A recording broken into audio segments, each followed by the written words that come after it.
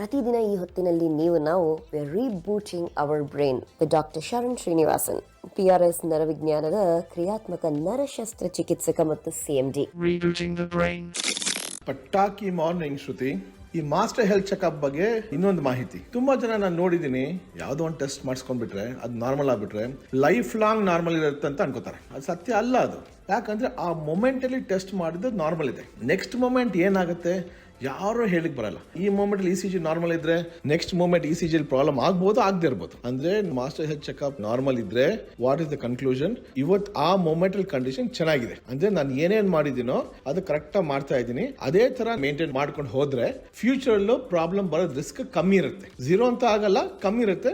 ಪದೇ ಪದೇ ಚೆಕ್ ಮಾಡಿಸ್ತಾ ಇರ್ಬೇಕು. ಪದೇ ಪದೇ ಹೆಂಗೆ ನಾವು ಕಾರ್ ಸರ್ವಿಸಿಂಗ್ ಮಾಡಿಸ್ತೀವೋ ರೆಗ್ಯುಲರ್ ಆಗಿ, ಬಿಕಾಸ್ ವೇರ್ ಅಂಡ್ ಟೇರ್ ಕಾರಲ್ಲಿ ಹೆಂಗೆ ಇರುತ್ತೆ ಯೂಸ್ ಮಾಡ್ಕೊಂಡು ನಮ್ಮ ಹ್ಯೂಮನ್ ಬಾಡಿಲಿ ಎವ್ರಿ ಮೊಮೆಂಟ್ ಸಾಕಷ್ಟು ಆಹಾರ ಹೋಗ್ತಾ ಇದೆ, ಡ್ರಿಂಕ್ಸ್ ಹೋಗ್ತಾ ಇದೆ, ಸ್ಟ್ರೆಸ್ ಇದೆ, ವಯಸ್ಸಾಗ್ತಾ ಇದೆ, ಜೆನೆಟಿಕ್ ಪ್ರಾಬ್ಲಮ್ಸ್ ಇದೆ, ಎನ್ವೈರನ್ಮೆಂಟಲ್ ಪ್ರಾಬ್ಲಮ್ಸ್ ಇದೆ, ಸಾಕಷ್ಟು ಪ್ರಾಬ್ಲಮ್ಗಳಿದೆ. ಮನಸ್ಸಲ್ಲಿ ಇಟ್ಕೊಂಡು ಆ ಮೊಮೆಂಟ್ ಅಲ್ಲಿ ದೇವ್ರಿಗೆ ಕೈ ಮುಗಿದ್ಬಿಟ್ಟು ಆಯ್ತು ದೇವ್ರೆ ಥ್ಯಾಂಕ್ ಯು, ಇವತ್ತು ಚೆನ್ನಾಗಿದ್ದೀನಿ, ಫ್ಯೂಚರ್ ಚೆನ್ನಾಗಿಡು ಅಂತ ಹೇಳ್ಬೇಕು.